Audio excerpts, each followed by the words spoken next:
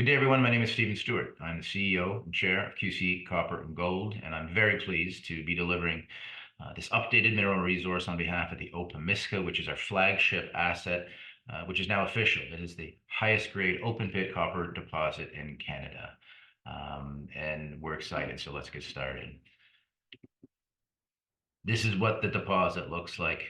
Of the deposit, this is called the Opemiska, or the Springer and Perry portion of the Opemiska. You'll see there's the open pit deposit that is pit constrained, as well as this year, you'll see we started on the underground portion of it, and we included that in the resource. It's early days. There's still more growth on the underground. We have not focused a lot on that, but again, that's just the early days and what we're going to add there. But the focus really is on the open pit.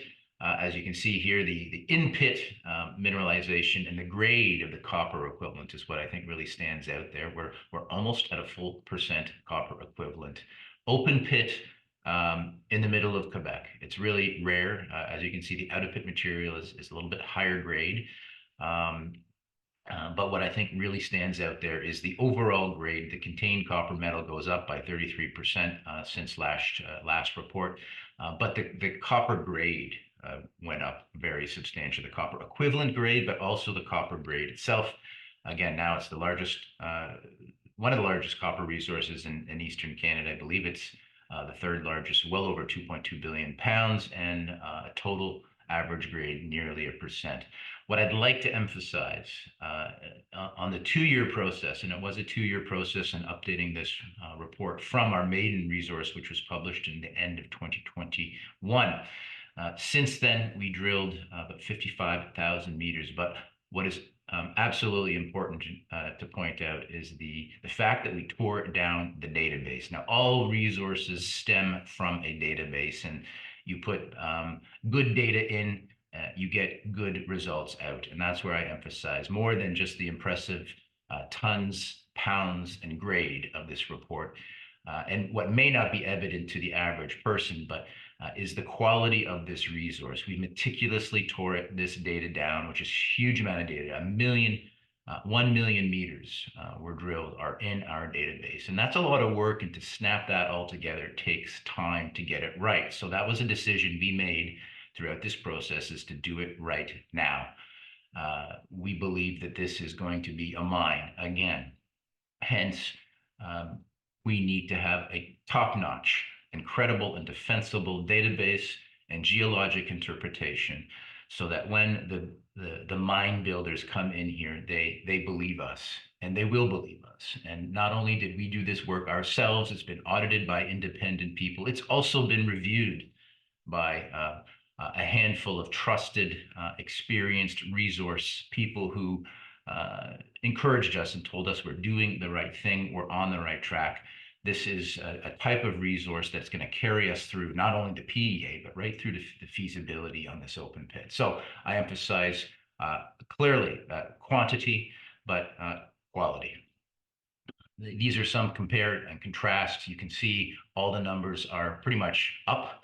Again, it's the grade that makes us stand out here. It's so exceptional. We're 6 times the cutoff grade. The average, just for clarity, the average grade of this deposit is 6 times the cutoff grade. To be considered in good shape, you need to be 2 times. Last time we were 4 times. Now we're 6. So the grade and how we've treated it by being more precise on our mineralized veins really shows that the grade on this project makes it stand out here. So now we've got a well understood, very defensible model with lots of copper, some gold clearly, and we've also added silver in there, which is something that we think is going to be valuable down the road. This just puts things in context. I mean, you can see all the big guys here: Newmont, Teck, Imperial, Hudbay, Taseko. Look at their grades, look at ours. And here we're just modeling the copper alone. We've stripped out the gold and the silver here. We can obviously put that back in, but we just wanted to look at it on a pure copper basis. We're head and shoulders above other deposits, which I think makes us exceptional. You can see here, again, copper equivalent. There's lots of discussion around copper equivalent, and I personally like equivalence. Obviously, you have to state the data that goes into it. It's much easier to understand, provided all your inputs and your calculations are sound and credible.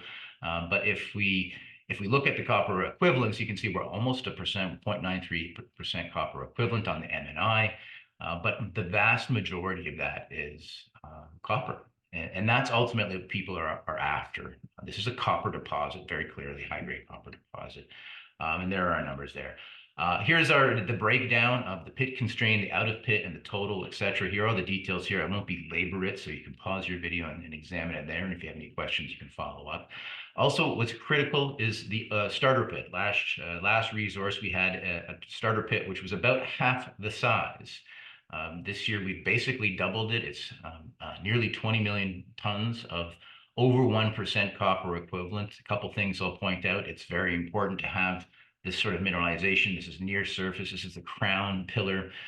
It is very high grade, will help with the payback. And I'll also point out it's all further to the west, which is, again, away from the town of Chapet, which is something that this project has to address. And I think it's important to note that we can build the starter pit without disturbing, or certainly being less disturbing to any community issues that this project may or may not have down the road. So it's very low impact, high grade copper in these crown pillars, and it's going to help with our payback. This is just one piece of evidence. I think in order to understand the quality of the resource, one actually has to be into the data room. You'll have to take our word for it. But obviously strategics are, I will say, they are lined up and have been knocking on our door for the past 6 months to get into our data room. That process is underway. We have lots of people interested, and we're very proud to show it. It's totally defensible. And a high quality resource. And I would just mention that most resources, most 43101 resources are very average, okay? This one is an exceptional into its quality. It's a huge amount of data. This was operated for nearly 50 years by Falconbridge. To take that data, take it from analog, put it into digital was a huge undertaking, and then snap that all together with the modern data. I'm making things extremely simplistic, but it was a massive undertaking and something that added a tremendous amount of value to the company and to the deposit. It's not necessarily sexy work, but it's very important work. And as I said, we're convinced that this is going to be a mine. So we all got together and decided we need to get this right at this time, not fixing mistakes down the road after the PEA before the pre-feasibility. We're getting it right now. Growth. We delivered a very high grade, very large open pit deposit. That's what we've done at the beginning of 2024. Now people are going to ask, what's next? So growth, there's really two things.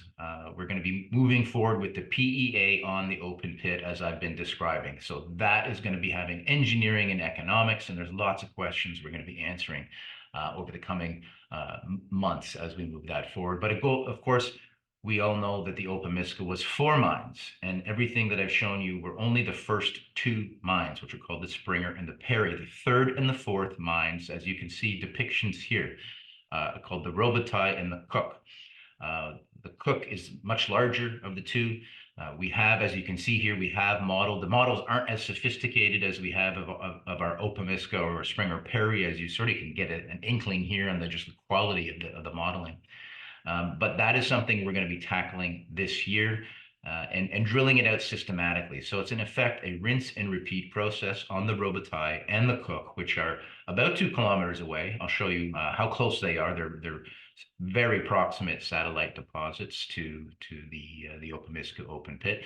We're going to turn this into open pit material. So there are many tens of millions of tons of potential here, which will grow our 2 billion pounds. There's little doubt in our mind that we're going to be able to convert substantial, call it copper metal equivalent, in an open pit environment, potentially even also in underground environments, once we sink our teeth into the Cook and Robitaille. So there's lots of work to do, both on the engineering and the economics of the open pit this year, and then we're also going to grow this resource.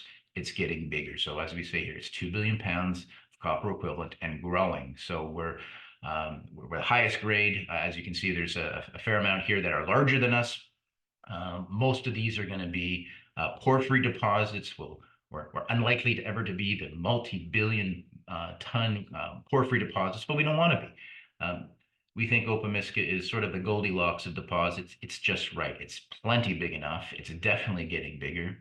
And its grade and its access to infrastructure set it apart. It's something that can be developed relatively quickly, certainly comparatively so to the larger porphyry deposits. And I will also plug here Cuprum. As you can see, Cuprum is a private company that QC Copper owns about 9% of, and that's a very large deposit. So I think that's worth, I won't get into the details there, but I will point out that Cuprum is a large deposit that QC Copper also has a vested interest in. Another very important aspect that is often overlooked and not sexy is the metallurgy. So what you see here is the nearly 50 years worth of operational metallurgy coming from the Opemiska when it was operated by Falconbridge. The metallurgy here is excellent. Certainly when it was operating, there's no deleterious elements. The recoveries of the copper is in the high 90s. The gold there is up into getting close to the 90s there. It improved dramatically when they put in a gold circuit there starting in the late 70s. And then the silver recoveries are good. Now, what's important to point out that this metallurgy reflects the higher grade material. So what did we do? Well, we wanted to make sure that the lower grade material behaved or had the same mineralogy and behaved ultimately the same way as the higher grade material. And the good news is that it does. And we did quite extensive metallurgical work.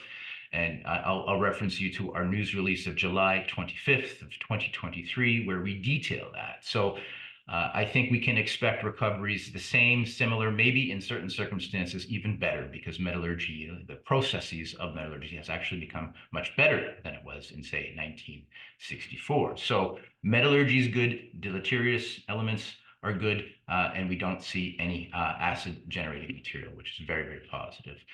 Just conceptually speaking, the Opemiska is we put it as an analog to what Osisko and what Detour have done. And these are taking high-grade underground mines and reinterpreting them into open pits. So I won't belabor that point, but that's exactly what we're doing. And I think what we've done, frankly, with the Opemiska is proven that this is a very large open pit coming out of something that used to be an underground mine, very profitable one at that.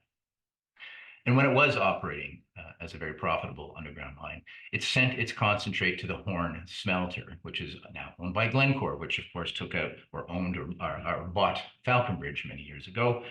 They've got our eye on us. This is a very hungry smelter.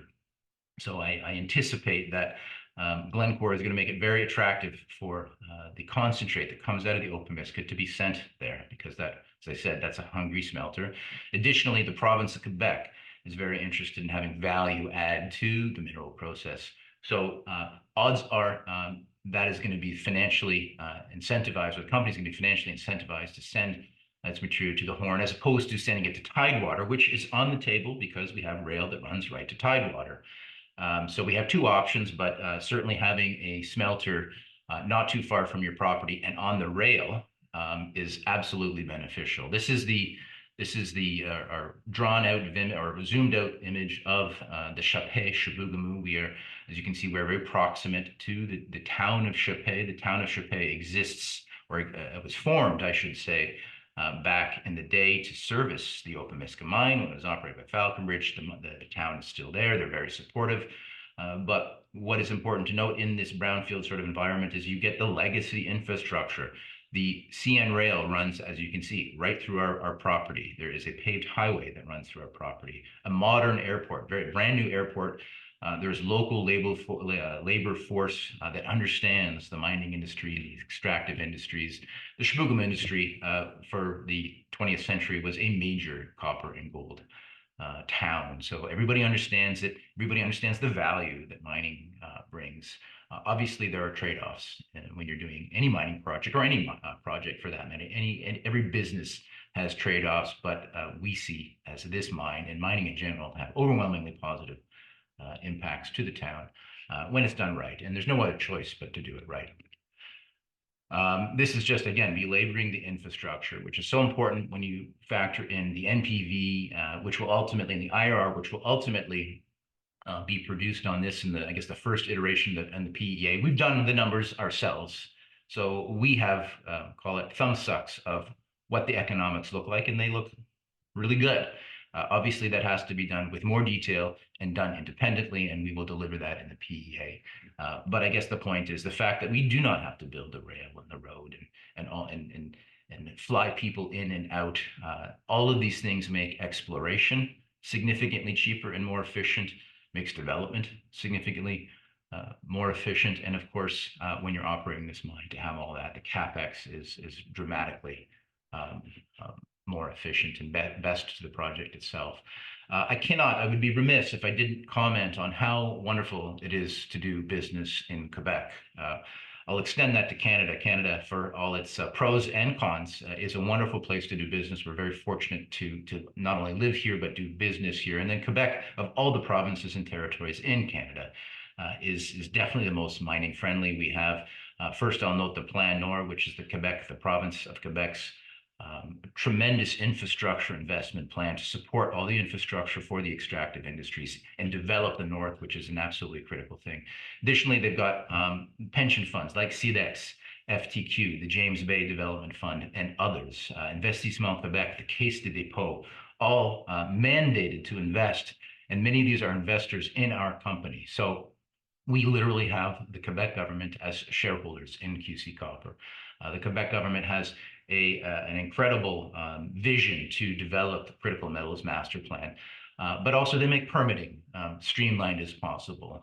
We also have what's called super flow through, otherwise known as charity flow through, where we can raise money at significant premiums to those who may be raising money in the US. So there is all sorts of investments. One, you can just operate there. Two, the culture of the locals, and that includes the First Nations, understand mining. They understand the value, the taxes, the royalties, and the infrastructure in terms of schools, hospitals that mining brings to remote communities.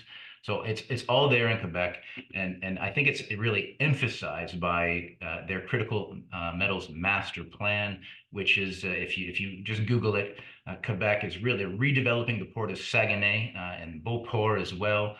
They really want to get upstream and downstream, build value in developing all metals that go into, call it, a green economy, and that's a long-term process. But it's so nice to have the government at your back, as opposed to in some jurisdictions they're headwinds. But the Quebec government understands mining, and they really have a positive attitude and a proactive attitude to supporting companies, particularly if you're in the critical metals plan. Risks. No project can be developed without understanding the risks. I think, like anything, social license, which reflects the fact that we are mining next to a town. I think we've been very candid that there is going to be a major impact on this town of Chapay and the district of Chibougamau, but the trade-offs are going to be good. As we develop the engineering and the economic, we're going to be putting forward a mine plan, and I think we're going to be putting forward option A and option B. And option A would be we're going to move some towns, and option B, which would be a bigger, larger, all-encompassing mine plan, and perhaps an option B wouldn't plan to move any houses. So while both options are on the horizon, we're assessing at this point in time, and we're going to evaluate the trade-offs. Obviously, if we were to move some towns, that requires additional considerations. And we'll see if the economics pays off on that. Additional risks, there's geotechnical work that needs to be done. You're going to put an open pit, you need to understand the pit slopes. We need more work there. Of course, we're relying on historical data. As I noted before, there's an awful lot of data that went into this report that comes from Falconbridge. Now, Falconbridge were very good operators. In fact, they were mining. They're not junior mining, so you could rely on their data. But there's all sorts of call it conversion issues you need to rely upon, and assay accuracy issues. But again, this is something that gets mitigated with additional drilling, and I think we've done a really good job to identify the risks and provide mitigation strategies going forward, which will again just continue to de-risk this process. And last, well, everybody knows there's inflation. It's very difficult to, once we do get to the PEA, We're just wondering how one can put an accurate assessment on the cost to build a mine. I think the last 3 years, all economic studies have gone out the window because inflation is real. It's not necessarily the 2% that we're being told. So that's going to be a risk we're going to have to address in the future. We don't really see it too much in the resource because the resource is focused on the geology. But in the months and years ahead, I think inflation is something to pay attention to. I won't belabor copper because I think if you're listening to this presentation, you're interested in copper. But copper is the most versatile metal. We're very excited to be significant owners of copper. QC Copper, as I said, this is top three largest copper resource in Canada, and excuse me, in Eastern Canada, the highest grade in Canada. And of course, we have access to or ownership in the second largest copper resource in the Opemiska. So in Eastern Canada, we are positioning ourselves to be the dominant developer of copper. And I think to have copper in Canada is going to be critically important. To get into the geopolitics again, just very briefly, we see what's going on in Panama. We see what's going on in South America with call it wild swings in the geopolitical risks. We say right here, 85% of the world's copper production is at risk due to geopolitics. It might even be more than that. That's a very subjective number. But the truth is Canada, again, for all its issues, is a very safe place. We know that we're going to own this next year and in 10 years. So title is not in question. And there's no other place we'd rather be from a safety standpoint, but also due to the fact that we're right on the doorstep of the world's largest market. Obviously, the past 20 years, China has been the biggest, a voracious consumer of copper. I think that's going to continue, although the pace we'll see. But I do think never bet against America. And America is a generation or two behind building the infrastructure that Asia has. So I do think that the infrastructure boom is coming from the United States and hopefully Canada too. And we are right on the doorstep and we can ship our copper very conveniently to our neighbors to the south. The next steps, again, I've said it before, but I'll just reiterate it. So on the open pit, which where this resource is, we are going to move forward with a PEA where we can define both the engineering challenges we'll face from the town, from any geotechnical issues. Again, we have stopes and drifts to consider into the open pit. Those are additional risks you face with brownfields environments, but risks that have been managed many, many times, as I said, with other projects like Detour and Malartic. It's been done many times before. It can be done again. So we are going to address that. That's going to be a major focus for 2024. Additionally, we're going to be drilling. We're going to grow. So these 2+ billion pounds is going to grow not only in the in-pit, but also the underground, underneath the open pit on the Springer and the Perry, where the resource is. But then completely virgin resources on the Cook and the Robitaille, which I showed you earlier. We have not systematically drilled those. We're going to drill those out, and we're going to bring those tens of millions of tons of copper into the mix. All of that will be fed through a mill in the Opemiska.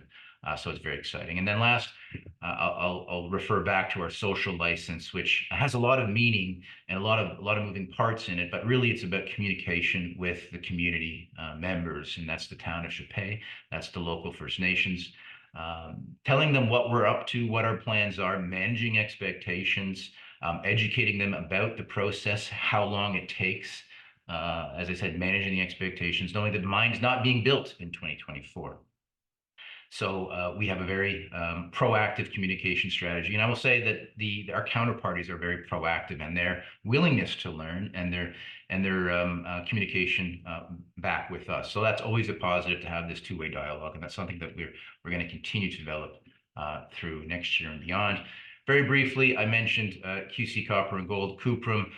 It's just a very, very large copper deposit. It's almost analogous to the Opemiska. It sent its concentrate to the Horn Smelter. It is on the rail. It has a modern airport. It has a local labor force. Pickle Lake, where this asset is domiciled, is a historic mining town.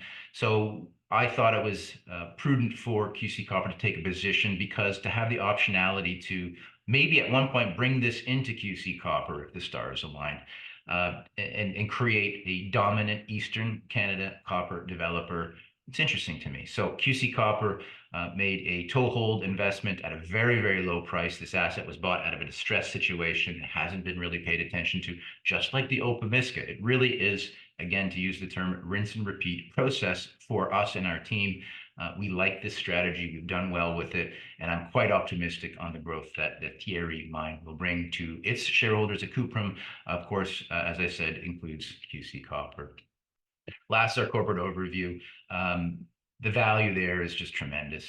When you look at our, call it enterprise value, you strip out our cash, you strip out our baseload shares, which we still own. We're not getting the value that I think we should for such an amazing deposit that we have now delivered. Again, the highest grade gold deposit in Canada, and it's large. With all this infrastructure in Quebec. We do think that when the market turns, and the market has been really tough these last 2 years, and admittedly, we have been delayed, and I think that hasn't helped us. But the fact that this milestone is now behind us, I hope we're turning the corner on the mining and metals space and the revaluation of these critical assets, especially so ones that are located in Canada. I think this asset has a tremendous upside potential. We own it outright. We're not going anywhere. We're going to wait for the tide to come to us. And I think there's going to be a lot of interest in these particular high grade assets in Canada. Of course, I'll mention here we're part of the org group. I think we have built a collection of companies, all founded on great people and great assets. That's where it all begins. We've raised hundreds of millions of dollars through equity and also joint ventures. We've got strategic partners within the portfolio, including Agnico Eagle, Newmont, Teck Resources, and others. So we have not only great people, we have great assets, we have the ability to finance them to moving forward. So that's an absolutely critical consideration when choosing to make your investment in a junior mining company or developer. And so that's it. My name is Stephen Stewart. I'm the chair and CEO of QC Copper, and I'm very pleased to present the Opemiska and the highest grade copper resource in Canada. If anybody has questions, I can be reached at these contacts here. And I thank you for your time.